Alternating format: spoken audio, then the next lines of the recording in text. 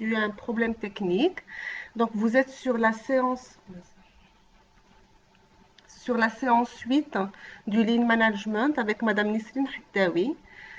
Nous sommes déjà à 2 mois sur l'initiative Qraya Fda. Nous sommes très fiers des résultats et nous sommes vraiment très fiers des étudiants, des professionnels et de monsieur tout le monde qui attaquent avec nous la démarche et qui sont là et qui sont toujours là chaque semaine.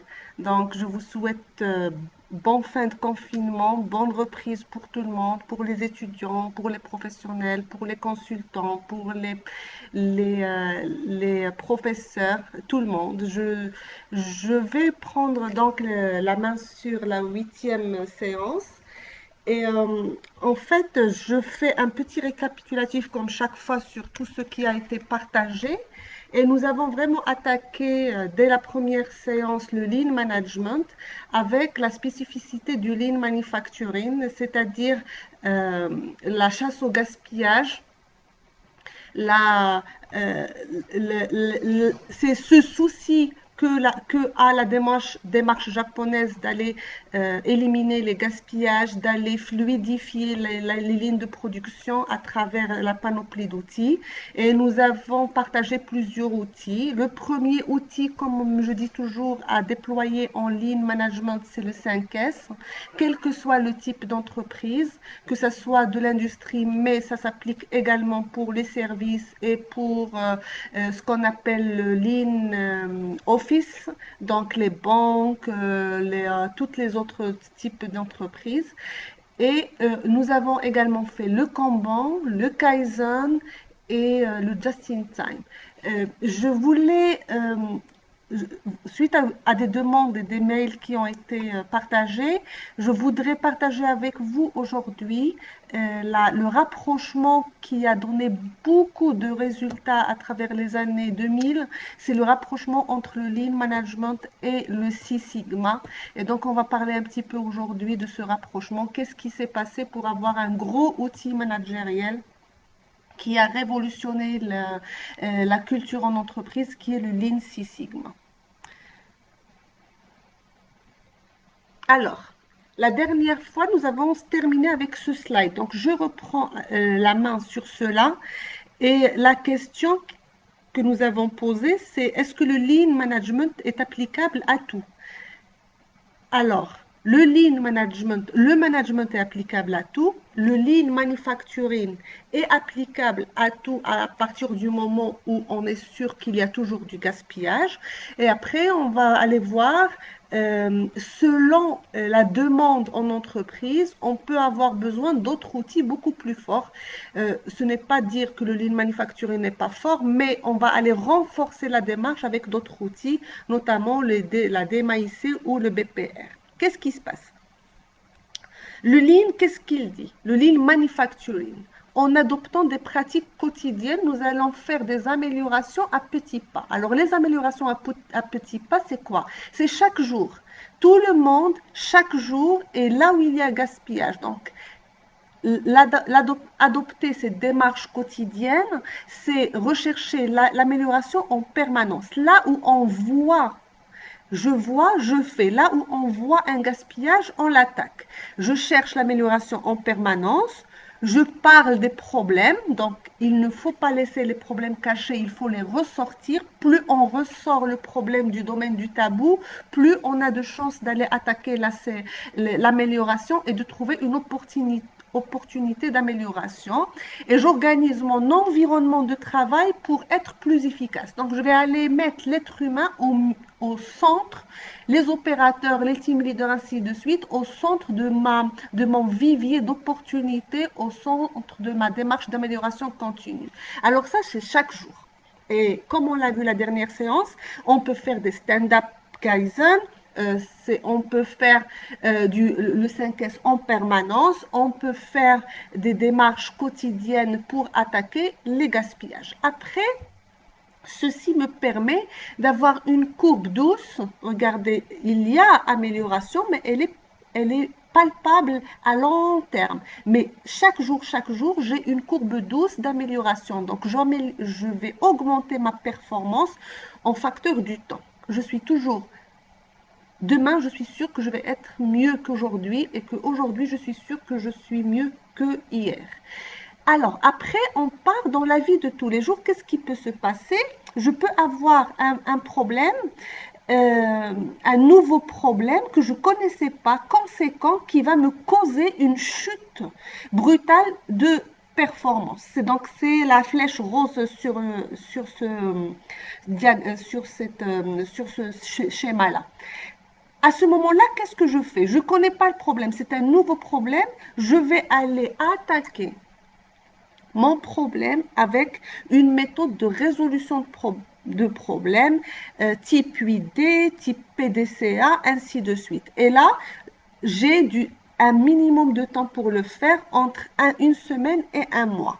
Ici, qu'est-ce que je fais? En fait, je vais juste redresser la situation, éliminer le nouveau problème et redresser la situation pour retomber dans la courbe douce d'amélioration. Et en fait, le Six Sigma, à travers la démarche d'Emaïcé, est venu après alimenter l'amélioration en se disant je vais faire des sauts de performance à travers des projets. Donc DMAIC, c'est vraiment une démarche projet de résolution de problèmes. C'est un grand PDC à améliorer, mais qui va demander une équipe projet et beaucoup plus d'investissement. Qu'est-ce qui se passe? C'est que mon client, là je vais écouter le client, c'est ce qu'on appelle voice of customer. Il va me ressortir il va s'exprimer à travers une non-satisfaction, à travers quelque chose. Et je dois écouter ça et je vais rentrer cette voice of customer, cette écoute-là, au centre de ma démarche d'MAIC pour transformer le besoin en des paramètres critiques à la qualité que je vais améliorer. Donc, je vais faire des améliorations par palier. Et là, la courbe de la performance, en faisant des suites des MAIC sur toute notre chaîne de valeur, va être plus conséquente. Donc, je vais avoir de meilleurs résultats au niveau de la performance.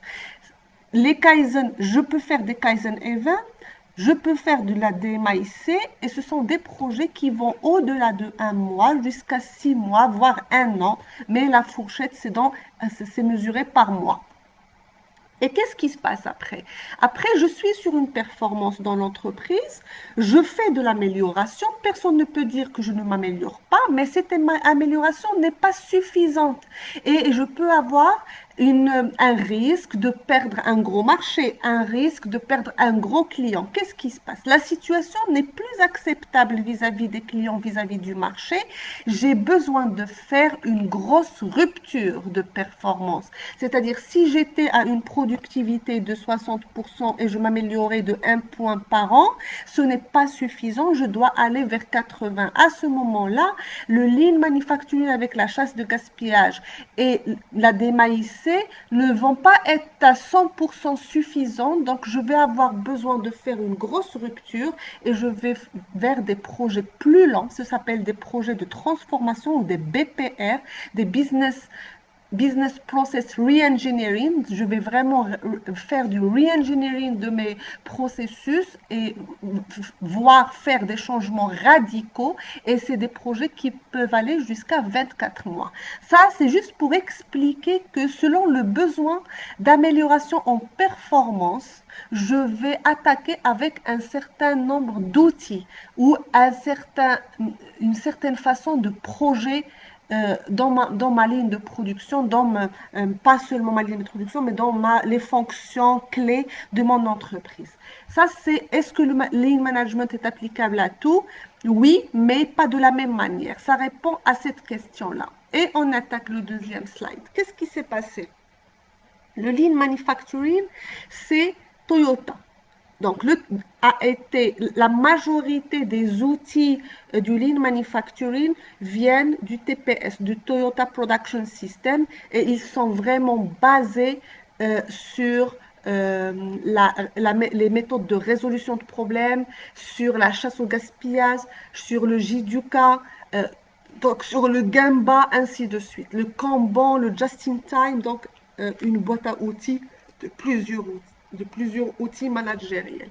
En parallèle, Motorola a, comment dire, elle a structuré le PDCA en type de projet plus lent, mais qui donne des percées dans la performance. Donc, on va parler de Six Sigma. Donc, Motorola a été la première à sortir cette appellation de Six Sigma à travers les projets d'EMAIC. Faire le rapprochement dans la même structure, donc la même entreprise qui va utiliser le Lean Manufacturing, le Lean Management pur et le Six Sigma, mener les projets à travers la DMAIC, a fait un gros rapprochement, c'est ce qu'on appelle le Lean Six Sigma. Qu'est-ce qui s'est passé? Un petit historique, c'est qu'en 1980, augmenter la performance et être concurrentiel sur le marché du travail, faire la différence sur le marché du travail revenait à avoir une bonne qualité du produit. Pour avoir une bonne qualité du produit, on est passé pas simplement du contrôle qualité, mais également à la maîtrise et l'assurance qualité. On a vraiment commencé à parler de l'assurance qualité, c'est-à-dire apporter les preuves de ce qu'on fait dans notre structure et attaquer les problèmes. Alors, dans le Lean, la démarche japonaise, c'était à travers des PDCA, des Kaizen, des groupes de résolution de problèmes. C'est comme ça qu'on résolvait les problèmes. Ça c'est entre 1980 et 1990. Dans la démarche américaine, donc Motorola étant une entreprise américaine, l'approche américaine, on est parti au milieu du processus, des processus, et on a amélioré la dispersion. Donc, on a parlé des Six Sigma. Et on va voir ce que ça veut dire Six Sigma. C'est un terme typiquement statistique. Donc, on va aller vers de la maîtrise statistique des processus et des procédés. Ça, c'est la démarche américaine. Japonaise, on va chasser les gaspillages, on va attaquer les gaspillages à travers des méthodes de résolution de problèmes, à travers des outils. Et l'autre, on va faire de la maîtrise statistique des processus. Et ce qu'on va faire, on va contrôler la dispersion de ces processus pour que nos processus soient stables et capables. Donc, on va revenir sur cette notion de stable et capable. Les Japonais, dans les années 90, en fait, pas les Japonais, la démarche, quand elle a commencé à vraiment être mondiale, sortir du TPS, du Toyota Production System, et à être adopté dans l'automobile et dans l'aéronautique et dans le médical, ainsi de suite. Dans les années 90, la mode japonaise a ramené le just-in-time au centre de la démarche. Donc, just-in-time, TPM, Total Production Maintenance, les travails en équipe, l'AMDEC, l'analyse des modes de défaillance, leur effet et criticité, vont encore m'augmenter la fluidité et la flexibilité au niveau de mon flux. Le flux que j'ai dans ma chaîne de valeur, je vais mieux le fluidifier et le rendre plus flexible. C'est ça en fait la raison d'être, le but du just-in-time de la TPM. Dans le Six Sigma, on va parler dans les années 90 des CTQ. Ce sont les paramètres critical to quality et de la démarche projet d'EMAIC. Donc sur tous les processus, mais en fait, on va l'attaquer graduellement sur les processus clés, ce qu'on veut améliorer et à augmenter la performance. Et en fait, dans les années 2000, on a eu le rapprochement entre la démarche japonaise et la démarche Six Sigma. Et moi, je l'ai connu dans l'aéronautique. C'est vraiment un rapprochement très fort dans des très grands groupes type Safran, ainsi de suite, où on parle carrément de Lean Six Sigma, et pas uniquement du Lean Manufacturing, et que l'approche est devenue vraiment intégrée. On utilise et le DMAIC, gestion de projet sous le format DMAIC, et on va appeler toute la panoplie des outils du Lean Manufacturing. Qu'est-ce qui se passe? On va faire de la conception pour Six Sigma, ce qu'on appelle le DFS, Design for Six Sigma. Nos processus vont être conçu de telle façon à ce qu'il délivre du 6 sigma du premier coup. Et le lean management, je vais avoir une stratégie de déploiement des outils de lean et intégrer toute la chaîne de valeur interne et la supply chain externe et mes clients et mes fournisseurs dans la démarche. Si mes fournisseurs sont forts, je vais être fort, et si je suis fort, je vais bien délivrer mon client parce que je l'écoute bien. Et donc, je vais rapprocher les deux, le juste à temps, just in time, et au juste nécessaire. Ça, c'est le lean. Et dans l'autre partie, le 6 sigma, on va améliorer la performance en améliorant la rentabilité. Donc ça, c'est un petit historique, comment s'est passé le rapprochement entre le lean, 6 sigma, le lean manufacturing et le 6 sigma. Donc, récapitulons, rapide, ce qu'il faut retenir. Retenez ça. Le lean va me travailler la fluidité et la rapidité. Donc, je vais éliminer les gaspillages pour avoir plus de fluidité et de rapidité dans ma supply chain.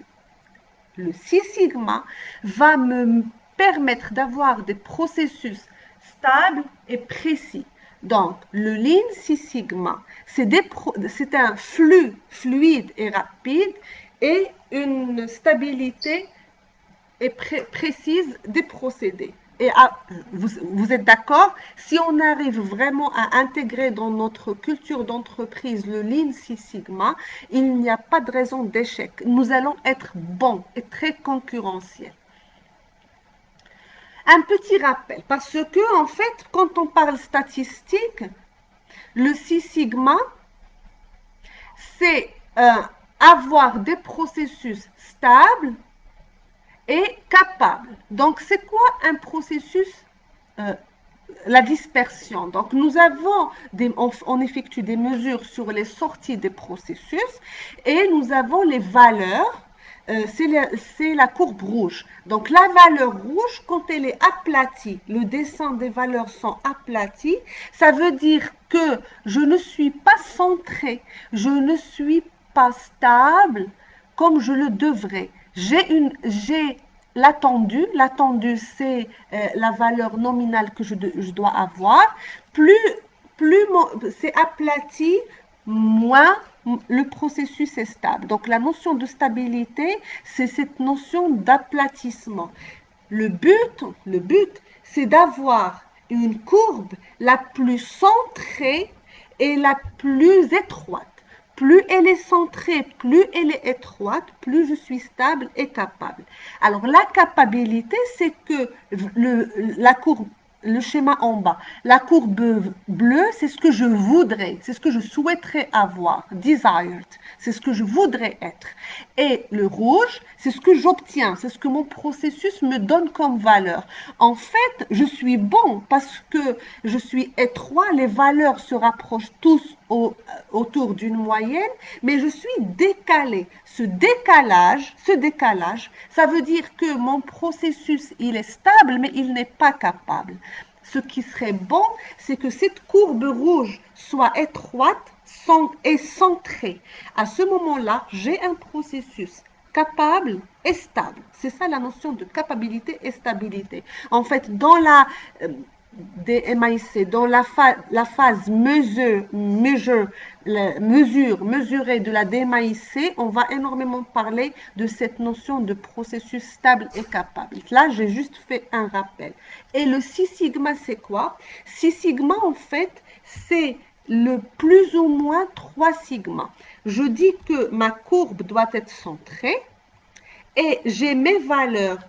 Les valeurs doivent être à l'intérieur de ce 6 sigma, de cet intervalle de 6 sigma qui est la moyenne plus ou moins 3 sigma. Donc la largeur de mon segment est de 6 sigma. Et c'est un terme super utilisé en statistique. C'est pour ça que la démarche a été appelée 6 sigma par Motorola. Alors, 6 sigma, Motorola, qu'est-ce qu'il dit? J'ai un indicateur. En fait, on va savoir que cet indicateur, c'est comment mesurer, quelle est la mesure que je vais effectuer sur mon CTQ, les variables critiques à la qualité. Donc, j'ai un indicateur, c'est une méthodologie de résolution de problèmes, un DMAIC, c'est un vrai projet qui peut durer plus de 6 mois et c'est un système de management. Donc j'ai en parallèle tout le monde doit être mobilisé dans l'entreprise et être capable de comprendre ce que c'est que cette méthodologie de DMAIC. Donc Motorola à travers la Six Sigma est venu avec une gestion d'indicateurs, des tableaux de bord très forts, une méthodologie et un système de management. Et en fait, le meilleur, c'était pas Motorola le plus grand, on va dire, qui a été le meilleur mondialement sur l'utilisation du Six Sigma, mais General Electric aux États-Unis. Et General Electric, je vais les lire en anglais et après je traduirai. Qu'est-ce qu'il a dit? C'est quoi le Six Sigma? It's a rigorous data-driven problem-solving methodology that identifies the drivers of variability in a process and eliminates defects using 5 phases: define, measure, analyze, improve and control. Donc, les phases du projet sont effectuées selon 5 phases. Define comme définir, measure comme mesurer, analyze comme analyser, improve comme améliorer, and control comme contrôler. Tout à fait, le acte, control. Ça, si on prend l'initiale de chaque phase, ça me fait le DMAIC. Et qu'est-ce qu'ils ont dit? C'est une méthodologie de résolution de problèmes très rigoureuse, basée sur les données, donc data-driven, basée sur les données, et elle permet d'identifier quels sont les paramètres, les paramètres de variabilité dans un processus et à éliminer les défauts en utilisant les 5 phases qu'on vient de dire. Ça, c'est la démarche General Electric. Donc, dans le Six Sigma, c'est un indicateur de performance d'un processus. Et donc, je vous renvoie à la première séance, à la deuxième séance, quand on a parlé des processus. Les indicateurs de performance, ce sont les indicateurs qu'on va pouvoir mesurer sur les sorties, les outputs des processus. À la fin du processus, ce que je mesure, ce que j'attends. Donc, les sorties, je vais mesurer ça. Ça, ce sont des indicateurs de performance. Donc, c'est un indicateur de performance d'un processus et c'est une approche structurée. Donc, c'est vraiment une méthodologie de résolution de problèmes sous type de projet qui va me permettre d'avoir une qualité, donc le Six Sigma, une qualité du délivrable qui ne fait que 3,4 ppm. 3,4 ppm, c'est 3,4 parts per million. J'ai seulement 3,4 défauts sur 1 million de choses mesurées, sur 1 million de délivrables de mes processus. Et c'est ça, en fait, la force du Lean Six Sigma. C'est que mes défauts, je ne vais plus les mesurer en pourcentage, mais je vais les mesurer en parts per million.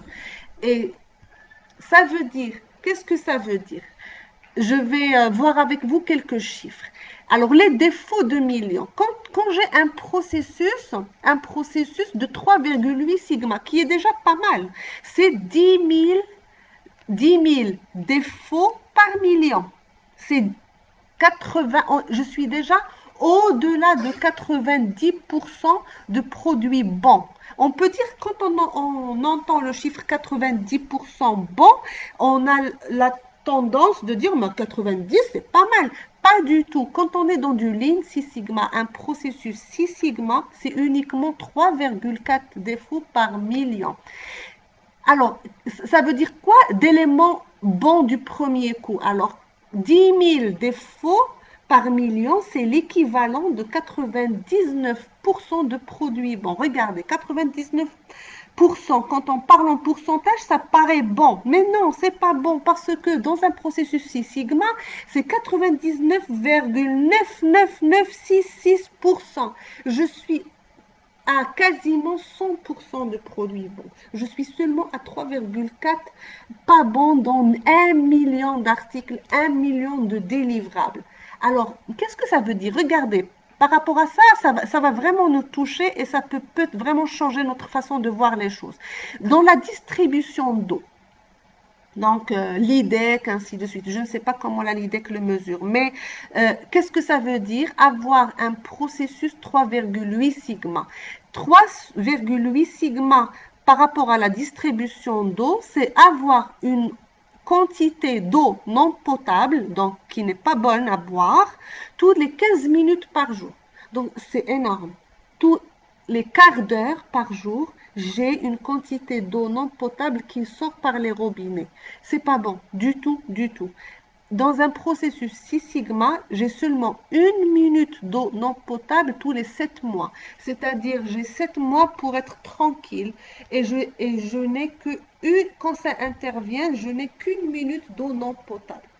Dans les hôpitaux, là c'est flagrant. Alors, les hôpitaux. Si dans les hôpitaux, on dit qu'un processus 3,8 sigma est bon, ça reviendrait à accepter 5000 mauvaises opérations chirurgicales toutes les semaines. Dans un pays, ça ce sont les statistiques américaines, 5000 mauvaises opérations chirurgicales toutes les semaines, c'est vraiment du non acceptable, mais pas du tout acceptable. Si les processus dans les hôpitaux sont à 6 sigma, ça reviendrait à avoir seulement 2 mauvaises opérations par semaine. Les autres, chaque semaine, on est à 5000. C'est de tomber de 5000 à 2 mauvaises opérations. Dans les aéroports, alors, un processus dans ça c'est pas, c'est vraiment l'aéronautique, mais vraiment la gestion des aéroports, type ONDA, ainsi de suite. Avoir des processus 6 sigma, 3,8 sigma reviendrait à accepter d'avoir un atterrissage raté chaque jour. Alors que dans du domaine du 6 sigma, c'est un atterrissage raté une fois tous les 5 ans. Donc, au lieu d'être dans un atterrissage raté tous les jours, on va être dans un atterrissage raté tous les 5 ans.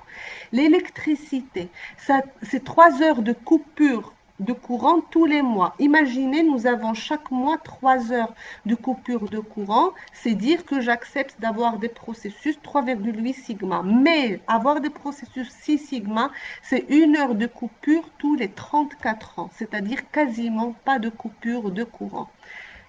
C'est juste ça pour vous dire que aller vers les 6 sigma, ça améliore tellement la performance que les non-conformités, les defects, on les accepte par ordre de millions et non pas sur un ordre de 100.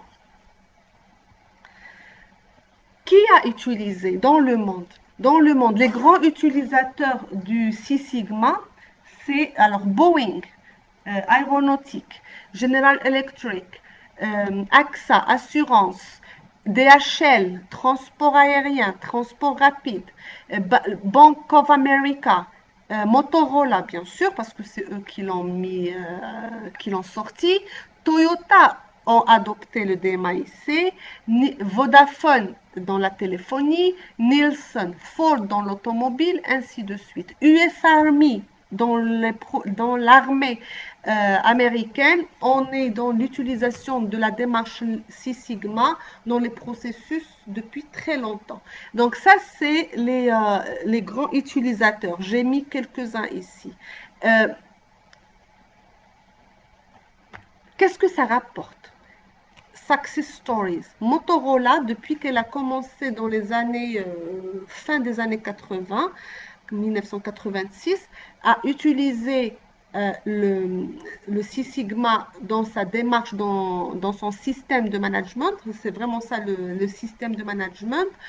Elle a fait des gains de 14 milliards de dollars depuis 1986. General Electric a atteint les 2 milliards de dollars pendant les 3 premières années d'utilisation. Evency, c'est 160 millions de dollars en 2000.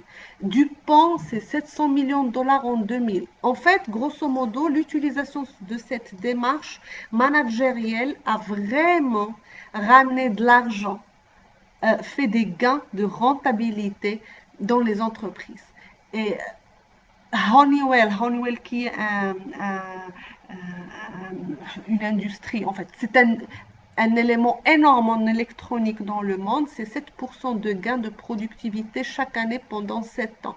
Donc, apporter la démarche projet et s'inspirer du lean manufacturing et faire ça sur un rapprochement entre le lean et le Six Sigma, ça a apporté énormément d'argent dans les caisses des entreprises, des grosses multinationales depuis les années 2000, même depuis les années 90 jusqu'à aujourd'hui. Et d'ailleurs, c'est toujours bien adopté.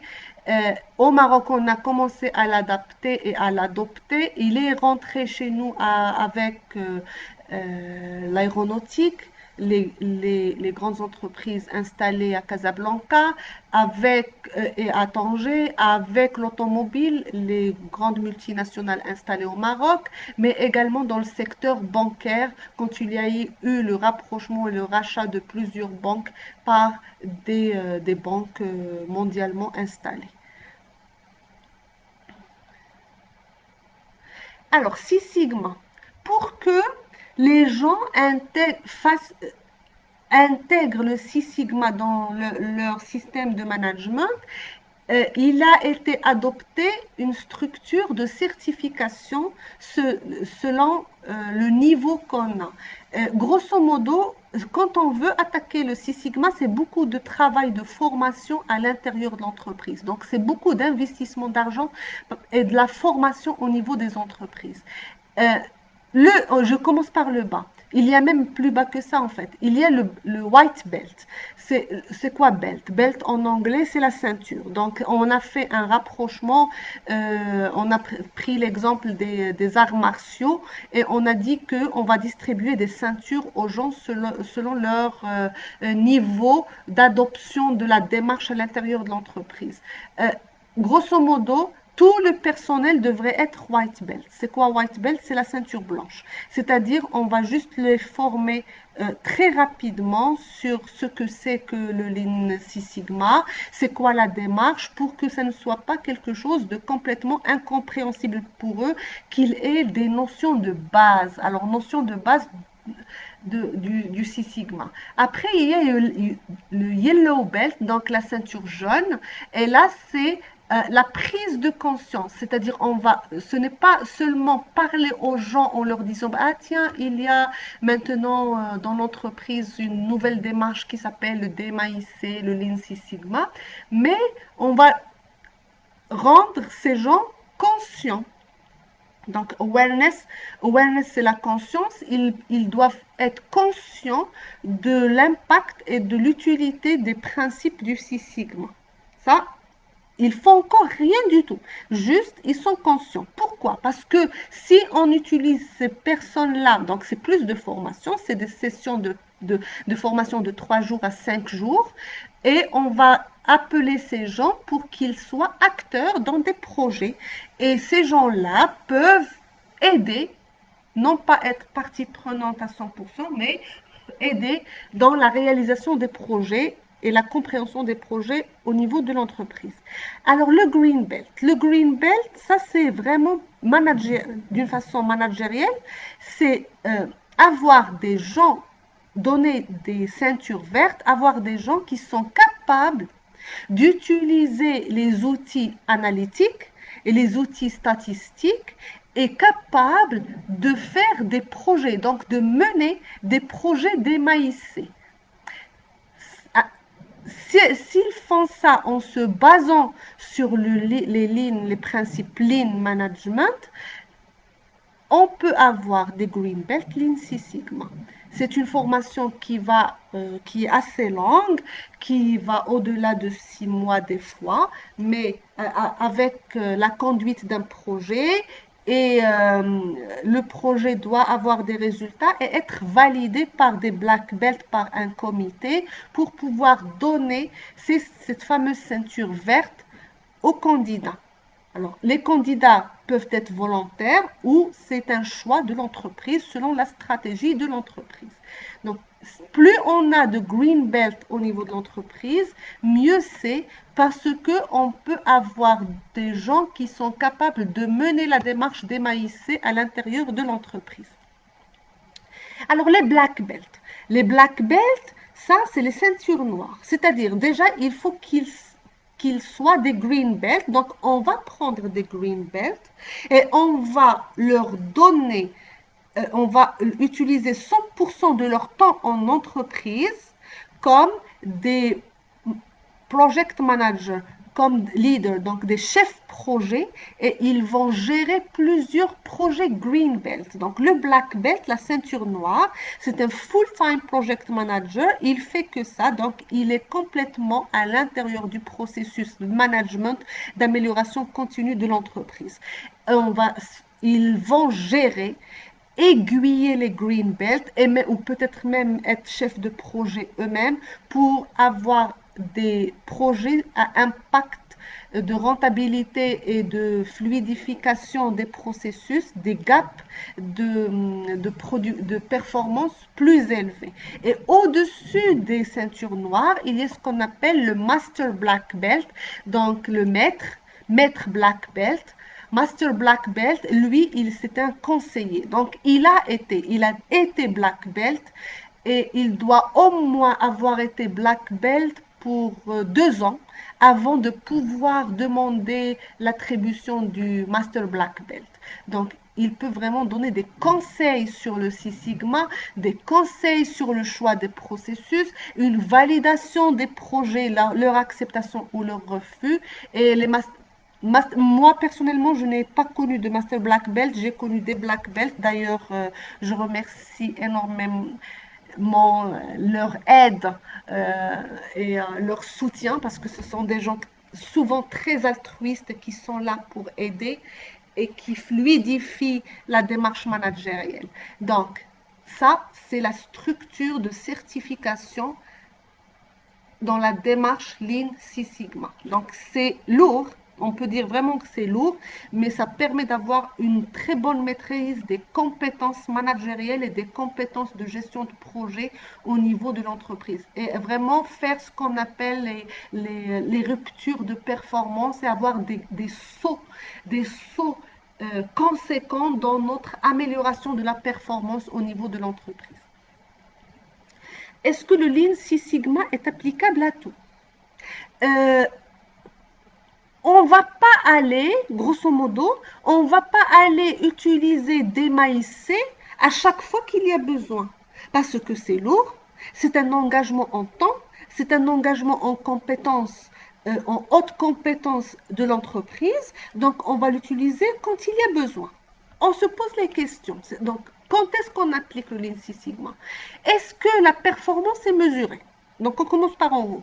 Si la performance n'est pas mesurée, le client m'a demandé quelque chose, mais je ne sais pas répondre. Je n'ai pas de mesure. À ce moment-là, je dois faire du process management. En fait, on me renvoie à l'école, on me renvoie au bureau et on doit se dire, ah bah tiens, cette performance, il y a un processus kharja. Identifié. Donc, on va faire du process management. Si la performance elle est mesurée, donc on sait la mesurer, on la mesure à l'intérieur de l'entreprise, on se pose la question, nous avons besoin d'augmenter la performance, elle n'est pas suffisante. Est-ce que je peux avoir une solution simple et identifiable rapidement? Si oui, c'est-à-dire عارف المشكل من جاي ونقدر attaquer tout de suite. Là, je vais tomber vraiment dans le lean manufacturing pur.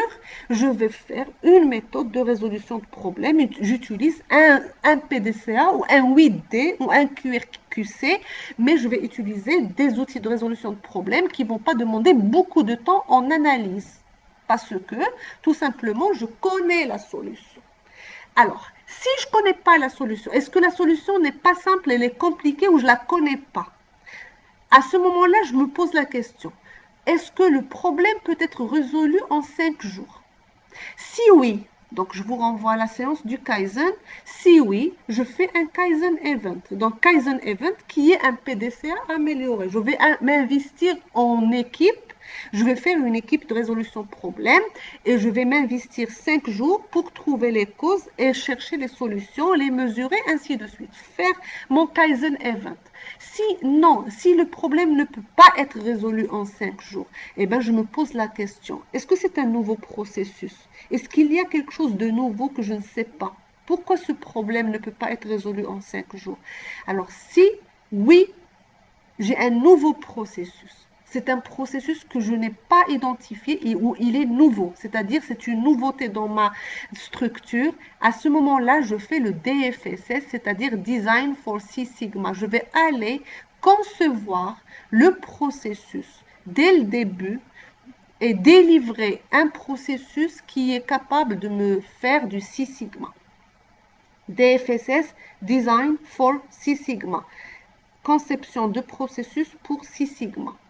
Alors, si le processus n'est pas nouveau et que c'est un processus déjà existant, à ce moment-là, oui, je fais un DMAIC parce que je ne connais pas les solutions, il n'y a pas de solution facile et que le problème ne peut pas être résolu en 5 jours. J'ai besoin d'une démarche plus structurée. خاصني نمشي نبش مزيان في ذاك البروسيسوس باش نعرف علاش ديك لا performance n'est pas bonne ou elle n'est pas suffisante. Et à ce moment-là, je fais un DMAIC. Donc, c'est un projet qui peut atteindre jusqu'à 6 mois, mais qui va me faire un gap de productivité, un gap de performance beaucoup plus important. Ça, c'est pour répondre à la question, est-ce que le Lean Six Sigma est applicable à tout? Et donc, je vais terminer aujourd'hui sur ça. Si j'arrive dans la case, eh ben tiens, on utilise des MAIC, je dois avoir un green belt sous la supervision d'un black belt qui vont me mener un projet, donc au milieu un projet Lean Six Sigma composé de 5 jalons. Qui disent jalons, c'est-à-dire 5 étapes de validation. Je ne passe pas d'une phase à une autre phase si je n'ai pas validé le jalon. Mais le jalon, c'est un terme énormément utilisé dans le project management, dans le management de projet. La première phase, c'est define. D, DMAIC comme D comme define. Je dois définir le projet, la charte projet et le processus actuel. Bien le lire. Le processus actuel, je vais le décortiquer. Ça, c'est define. Après, je passe, quand je valide cette phase define, je peux passer à la phase measure, mesurer. Alors là, je vais faire de la collecte de données. Donc, dans le define, je vais définir les sorties, quels sont les paramètres critiques to quality, et ces critiques to quality, je vais les mesurer. Pour pouvoir faire une bonne mesure et avoir un système de mesure efficace, je dois faire de la bonne collecte de données. Une fois que j'ai fait ça, j'ai mesuré, je vais analyser. Je valide mes mesures et je passe à la troisième phase qui est la phase analysée. Et l'analyse de la performance du processus, c'est regarder est-ce que les sorties qui sont délivrées, je vais faire des essais, je vais faire des tests, je vais valider est-ce que les sorties du processus sont adéquates par rapport à ce qui a été défini. Je valide l'analyse et je passe à improve design. Improve, donc l'amélioration, mais en fait, c'est vraiment le do de mon PDCA. Le do, c'est la mise en place des actions. Je vais choisir à la fin de la phase analysée les solutions ou la solution adéquate avec plusieurs outils que je mets en œuvre. Et une fois j'ai adopté une solution, je la mets en test. Donc, je la mets en place, la mise en œuvre des actions, et je forme les gens dessus. Et je ne valide pas cette phase jusqu'à ce que la solution soit validée. Une fois les solutions sont validées, je les mets sous contrôle. Pourquoi? Pour rendre les solutions pérennes. La solution peut être bonne à l'instant T, aujourd'hui, mais la DMAIC, le projet n'est pas considéré bon si cette solution n'est pas pérenne et ne va pas durer dans le temps. Cette solution doit être valable dans le temps. Donc, dans le contrôle, on va faire un suivi. À nous de décider sur combien de temps pour maîtriser le nouveau processus et que ça soit inscrit dans on va faire la passation du projet vers le monde projet au monde pratique. Ça y est, ce n'est plus un projet, ça va devenir un délivrable, une façon de fonctionner, une nouvelle façon de fonctionner dans notre entreprise. Et en fait, comme tout projet, il y a des éléments clés. La clé, ce n'est pas seulement d'identifier, de faire bien le projet, la clé de réussite du projet, c'est la conduite changement et intégrer l'humain, le facteur humain au centre de mon processus, au centre de ma démarche pour que les solutions que j'adopte aujourd'hui soient pérennes. Et donc, voilà pour la DMAIC. J'espère qu'il n'y a pas beaucoup de questions. Je regarde.